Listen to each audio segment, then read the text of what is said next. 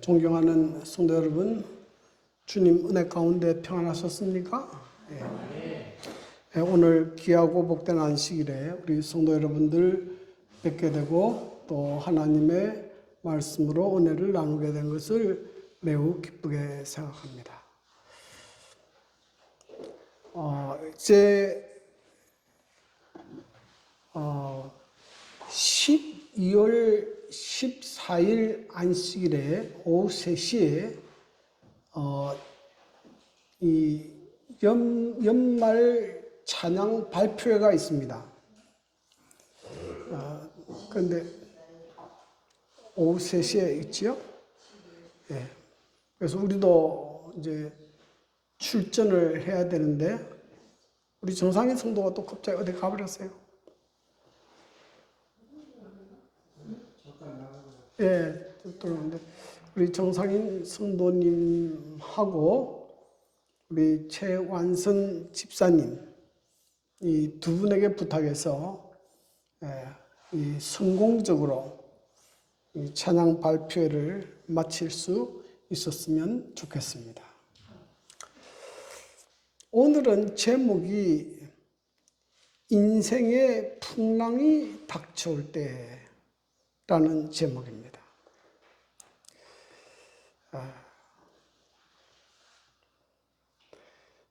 인생은 고해와 같다라는 말이 있습니다. 고해라는 말은 고통의 바다, 그런 뜻입니다.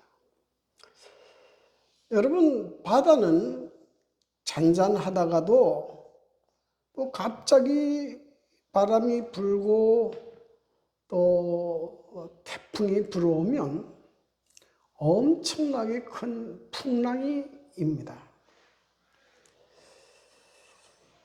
풍랑이 일 때 바다에 나가보면 정말 바다는 무섭게 보입니다.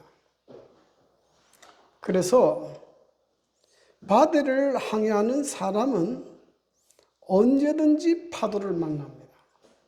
큰 파도든 작은 파도든. 마찬가지로 우리의 인생에도 파도가 있습니다. 이 지구상에 아무 문제 없는 인생은 없어요.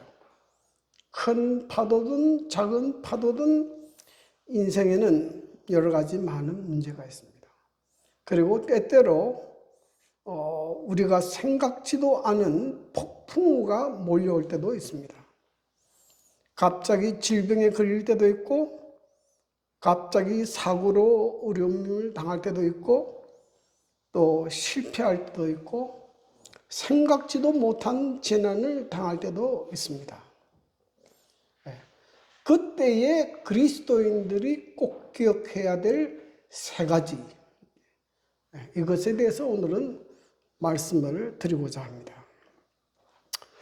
첫째는 예수님은 항상 우리를 지켜보고 계신다 하는 것을 기억해야 합니다. 오늘 본문의 사건은 예수님께서 갈릴리에서 보리떡 5개와 물고기 2마리로 5,000명을 먹이시는 기적을 행하신 직후에 일어난 사건입니다. 예수님께서 행하시는 이적을 통해서 떡을 얻어먹은 5,000명의 사람들의 반응은 어땠을까요? 그들이 그 떡을 얻어먹고 어떤 반응을 일으켰겠습니까?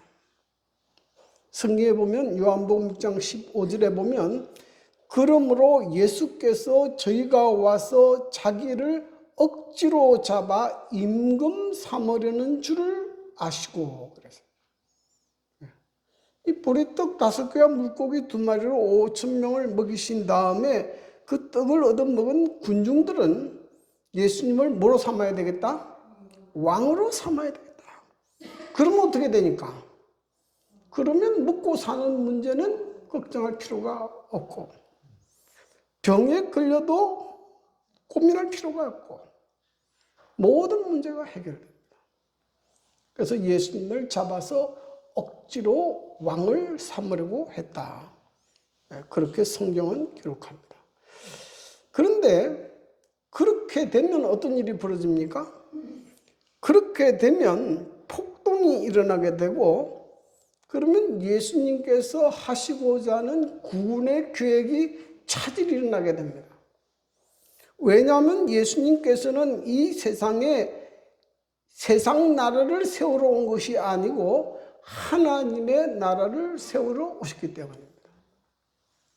그래서 예수님께서 제자들을 불러다가 즉시 배에다 태우고 갈릴리 바다 건너편으로 가게 했습니다.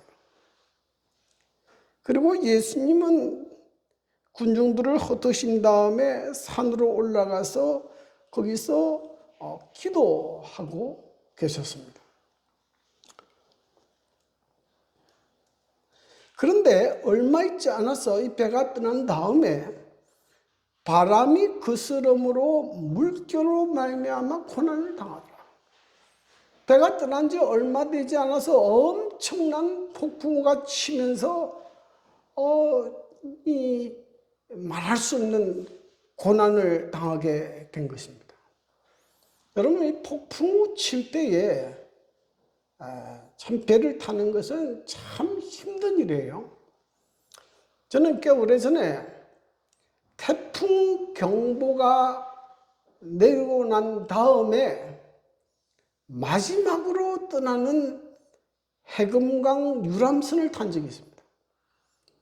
태풍 경보가 이제 내려가지고 배가 출항 못하는데 이미 출항 준비를 마쳤기 때문에 마지막으로 가는 배가 있었어요. 근데 저는 그래도 바닷가 사람이기 때문에 배를 타지 말자 그랬는데 우리 집사람이 하는 소리가 남자가 째째하게 그것도 겁이 나나 그 말에 화가 나서 배를 탔습니다. 그랬는데 배가 이제 그제도 해금강을 돌게서 이제 큰 바다로 나가는데 거의 5m 정도의 파도가 쳐요. 바다가 이 배가 올라가다가 떨어지고 하는데 정신이 없어요. 바닷가에서 안 놔도 정신이 없어요. 우리 집사람은 거의 죽었죠. 참 어렵습니다. 근데 이 제자들도 평생에 경험해 보지 않은 엄청난 폭풍과 더불어 좀 싸우게 되는 겁니다. 여러분, 우리 인생에도 우리가 생각지도 않은 어려움을 당할 때가 있어요. 갑작스러운 사고로, 재난으로, 질병으로, 실패로 고통을 당합니다. 그럴 때 우리 마음에 어떤 생각이 드는가 하면 하나님이 내가 당하는 이 고통을 아실까? 아무도 내가 당하는 이 아픔과 이 고통을 모를 것 같은 그런 느낌이 들어요.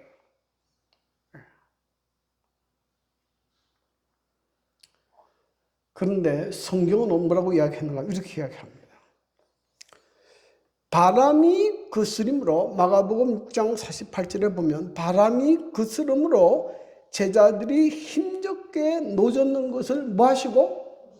보시고. 예수님은 그 광경을 다 보시고 있다는 거예요. 여기 시대의 소망에 보면 이런 말씀이 있습니다. 그분께서는 일순간도 당신의 제자들을 잊지 않으셨다. 어머니가 부드러운 사랑으로 자녀를 보살피는 것처럼 긍휼이 많으신 주께서는 당신의 제자들을 지켜보셨다. 예수님은 보지 않는 것이 아니라 다 보시고 하신다. 그러니까 또 한 가지 문제는 예수님은 지금 육지에 계시고 제자들은 멀리 바다에서 고생을 하는데 어떻게 보실 수 있느냐? 이렇게 질문하는 사람도 있어요. 여러분, 어떤 안과 의사가 이런 글을 썼어요. 몽골이 세계적인 대제국을 건설하게 된 것은 눈이 좋았기 때문이다. 옛날 징기스칸 때는 몽골이 세계에서 가장 넓은 영토를 차지했습니다. 근데 그 이유가 뭐 때문이라고요? 눈이 좋기 때문이다. 그러니까 우리는 보통 시력이 좋으면 뭡니까? 1.5, 2.0까지는 가요. 2.0 그런데 몽골 사람은 시력이 좋은 사람들은 5.0 내지 6.0까지 가요. 그러면 어느 정도까지 볼 수 있는가 하면 500m 떨어져 가지고 A4 용지에 글자 쓴 걸 볼 수 있다 그래요. 우리는 500m 떨어지면 아무것도 안 보입니다. A4 용지. 근데 그 무슨 글자가 있는지 봐요. 그 제가 유튜브 영상으로 보니까 한 2km 떨어진 산에 우리는 산밖에 안 보이는데 그 산에 어느 바위가 있고 그 밑에 무슨 짐승이 있는지까지 봐요. 네. 그러니 사람의 눈도 그렇게 멀리 있는 것도 식별할 수 있다 이 말이죠. 미국에 보면 키홀이라고 하는 첩보위성이 있는데요. 이 첩보위성은 약 600km 우주 상공에서 지상에 있는 5cm 크기의 물건도 식별할 수 있다. 다 보고 아는 거예요. 지금 그 북한에서 무슨 일이 나는지 다 보고 알아요. 그런데 예수님께서 우리가 당하는 처지와 그 형편을 모르시겠습니까? 예수님 다 아시고 계세요. 성경에 이런 말씀이 있습니다. 시편 139편 2절 3절 주께서 내가 안고 일었음을 아시고 멀리서도 나의 생각을 밝히 아시오며 나의 뭐도 나의 모든 행위도 익히 아시오니. 주님은 우리가 어떤 처지에 있는지 어떻게 얼마나 고생하는지 마음이 얼마나 아픈지 우리의 뭐까지도 생각까지도 아신다. 주님도 모르고 나만 홀로 고통당한다는 것이 아니라는 것을 기억하라는 거예요.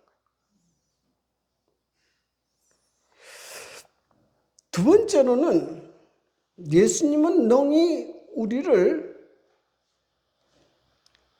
이 글자를 잘못 썼는데요. 도우실 수 있다. 왜 구원이라는 말 들어가는지 몰라요. 능히 도우실 수 있다.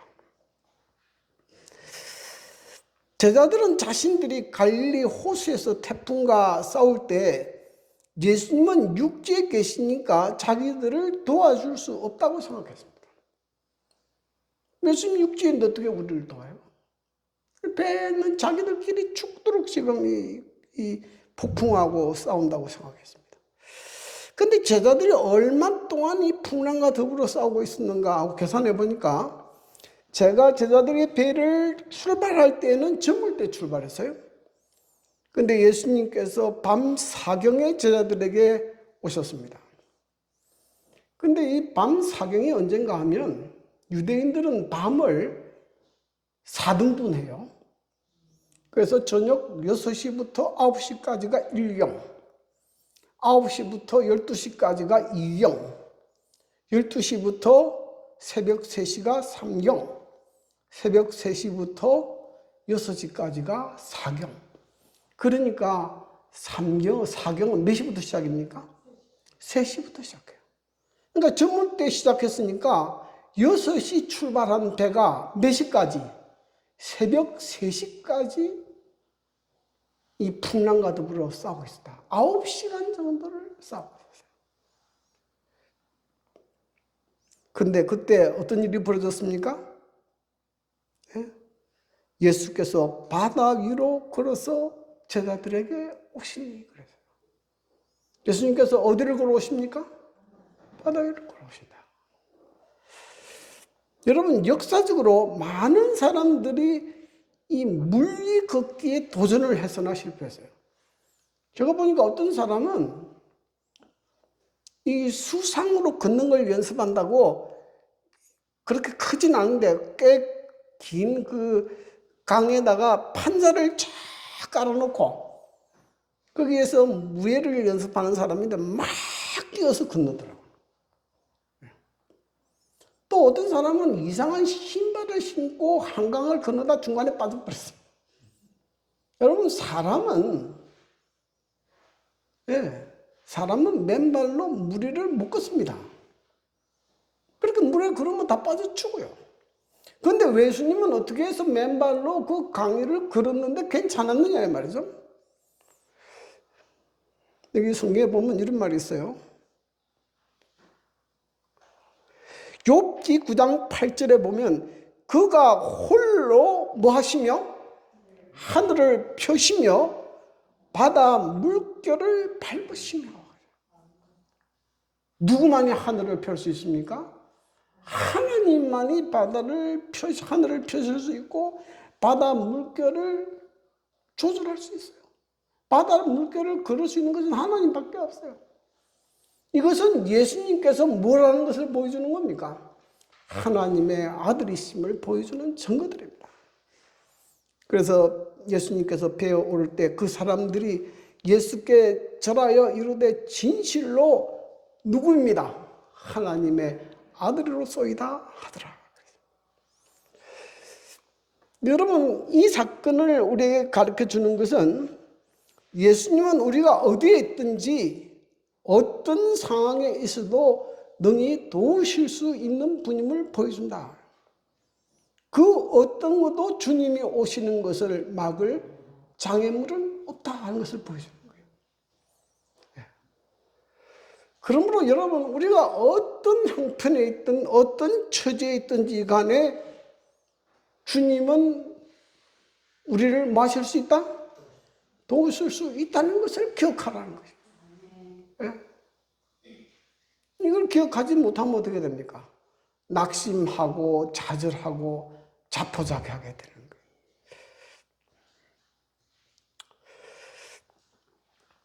시편 139편 7절 10절 내가 주의 영을 떠나 어디로 가며 주의 앞에서 어디로 피하리까? 내가 하늘에 올라갈지라도 거기 계시며 서울에 내 자리를 펼지라도 거기 계시나이다. 내가 새벽 날개를 치며 바다 끝에 가서 거주할지라도 거기서도 주의 손이 나를 인도하시며 주의 오른손이 나를 붙드시리이다. 예? 어디를 가도 서울과 같은 아주 정말 무덤과 같은 곳에 갈지라도 이 지구 어디에 있더라도 어떤 환경에 처해 있더라도 주님께서 우리를 도우실 수 없는 상황이나 도우실 수 없는 환경은 없다는 사실을 기억하게 되기를 간절히 바랍니다. 세 번째로 예수님은 능히 우리를 구원하실 수 있다 하는 것을 기억하라는 거예요. 폭풍과 더불어 사투를 부리고 있을 때 예수님께서 바다 위를 걸어오시는 모습을 보고 제자들은 뭐로 생각했습니까? 유령으로 생각했어요. 이제 내가 죽을 때가 되니까 뭐가 보인다? 귀신이 보인다. 저승사자가 이제 데리러 오는가 보다. 그렇게 생각했어요. 그래서 근데 예수께서 이르시되 안심하라 나니 두려워하지 말라. 이때 제자들의 마음이 어땠을까?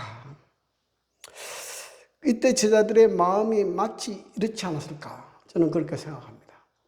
여러분, 아이들이 가끔 이제 아이들만 남겨두고 어머니가 시장을 보러 갈 때가 있어요. 내 날이 어두울 때까지 어머니가 오지 않으면 아이들이 불안해서 막 어쩔 줄 몰라 합니다. 근데 날이 어둑어둑해지는데 갑자기 밖에서 소리가 들리면서 문이 열리면서 엄마가 뭐라고 이야기합니까? 내가 왔다. 그러면 아이들은 걱정이 없어지는 거예요. 네. 여러분이 불안과 초조, 죽음의 두려움에서 고통당하던 이 제자들이 비로소 안심하게 됩니다. 그런데 여기서 한 가지 생각해 볼 것은 예수님께서 언제 제자들을 찾아오시는가 하는 것입니다. 언제 찾아왔습니까? 예수님께서 밤 사경에 오셨어요. 여기에 사경은 가장 어두울 때예요. 여러분, 해 뜨기 전이 가장 어두워요. 가장 절망적일 때, 더 이상 인간적으로 살아날 희망이 없다고 생각될 때, 그때 찾아오세요. 인간의 역사가 끝났다고 생각할 때 하나님의 역사가 시작된다. 하나님의 궁극에서 하나님이 일하신다. 네. 저는 이걸 언제 경험해 봤는가 하면, 제가 너무 자주 이야기하지만, 제가 군대에서 이제 안식일을 지키려고 제 나름대로의 인간적인 방법을 다 동원했는데 다 실패해버렸어요. 아는 사람을 통해서 길이 있는가 알아보고 뭐 다 해도 아무것도 안 되세요. 그래서 이제는 불가능하나 보다. 네. 이제는 길이 없다.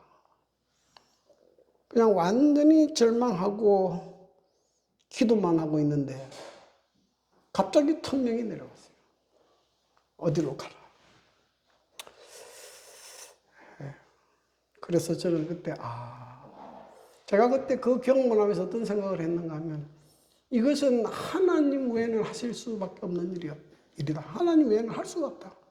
하나님께서 하신 일이다. 확실하게 제가 깨닫게 됐습니다. 여러분, 인간 궁극에서 하나님께서 일하셨다는 사실을 기억하시기를 바랍니다. 그러므로 내가 인간 궁극에 처해 있다 하더라도 누구는 바라볼 수 있어야 됩니까? 예수님만 바라볼 수 있는 믿음이 있어야 돼요. 근데 그 목소리가 예수님이라는 사실을 발견하자마자 누가?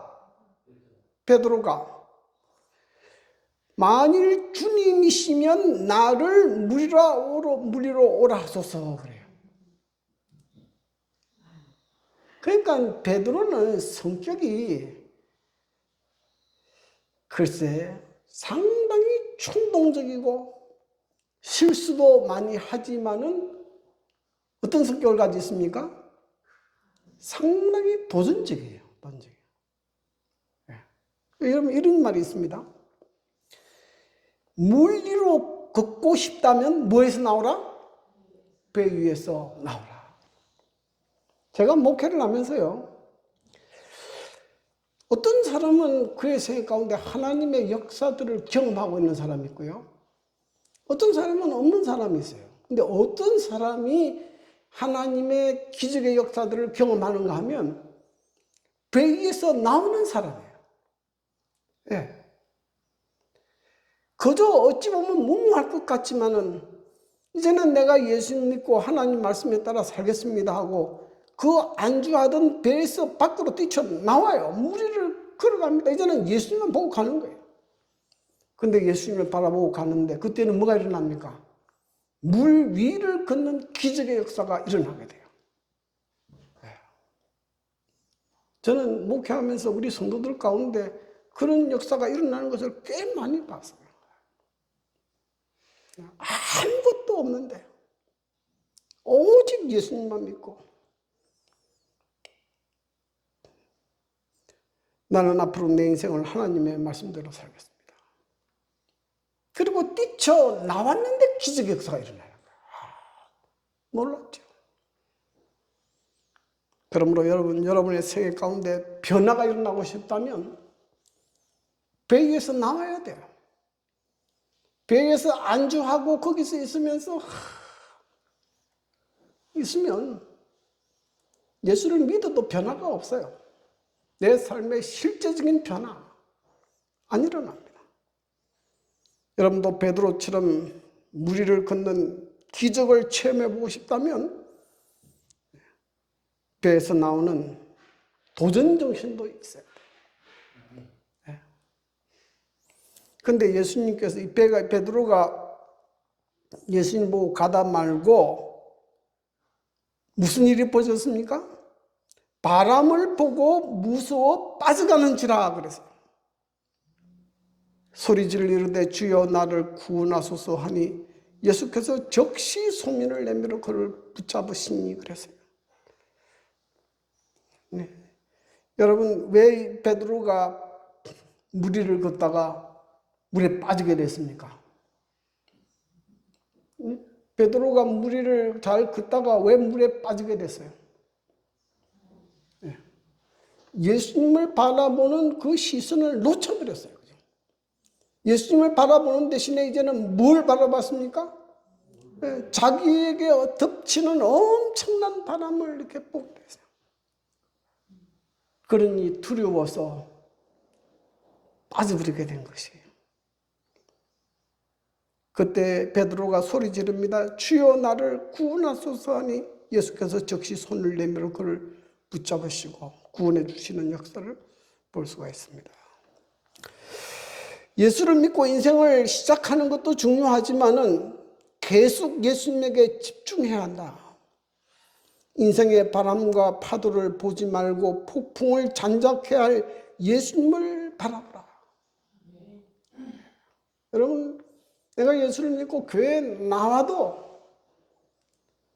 한 번 예수를 믿고 교회에 나오는 것으로 끝내지 말고 이 교회 안에서도 계속 누구를 집중해서 바라봐야 한다. 예수님을 바라봐야 돼요. 예수님을 바라봐야 돼요.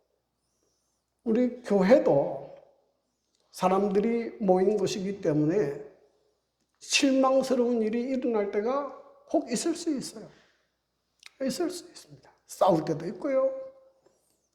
하여간 거짓 이슬이 들어와서 혼란을 일으킬 때도 있고 그래요. 근데 거기 일어나는 바람을 보면 뭐 하게 됩니까? 물에 빠져들게 돼요. 누구를 바라봐야 된다고요? 예수님을 집중해서 바라봐야 됩니다. 그 다음에 참 제가 이 말씀에 감동을 받는 것은 혹 우리가 실수해서 물에 빠져도 주여 나를 구원하소서 하고 외치면 예수님께서 오랫동안 기다리지 않고 뭐 하신다? 즉시 구원해 주신다. 여러분, 예수님께서는 우리에게 구원을 호소할 때 절대로 외면하지 않습니다. 어떤 상황에 있더라도 구원을 호소할 때 예수님께서 오셔서 우리를 구원해 주십니다. 저는 그래서 이 그림을 참 좋아합니다. 예수님을 물에 빠진 베드로를 다시 이렇게 구원해 주는 모습에 우리 다 베드로 같지 않습니까? 실수해서 물에 자주 빠지죠.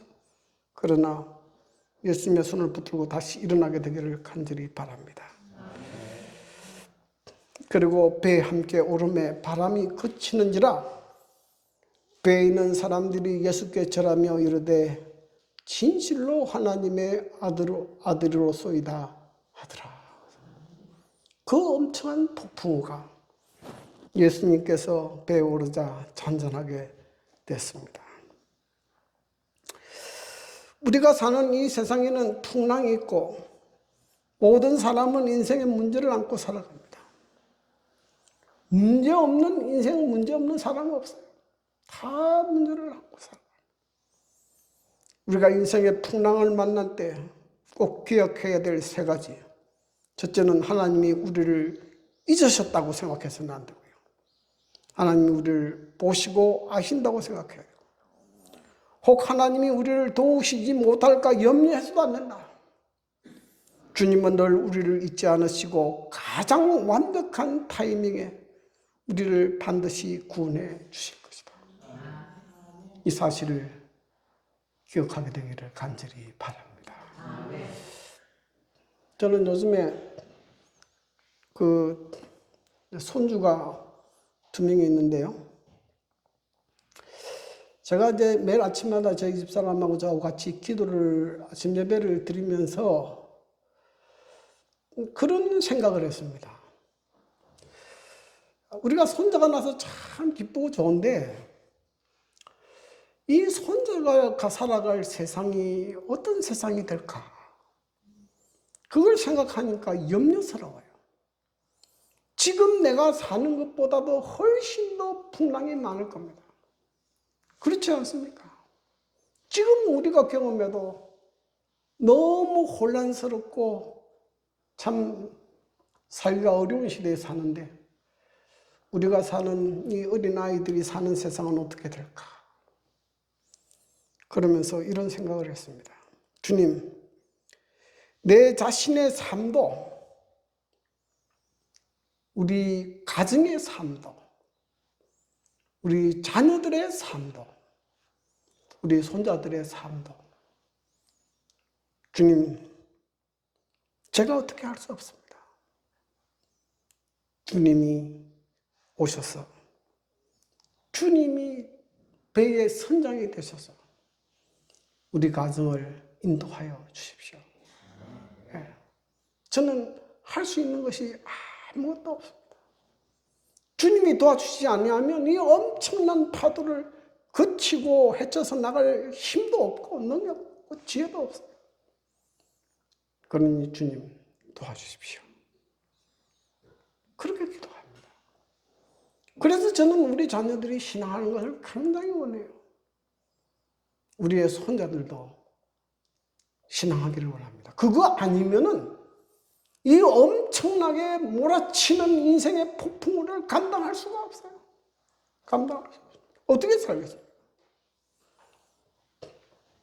여러분, 인생의 폭풍우가 몰아칠 때 꼭 기억하십시오.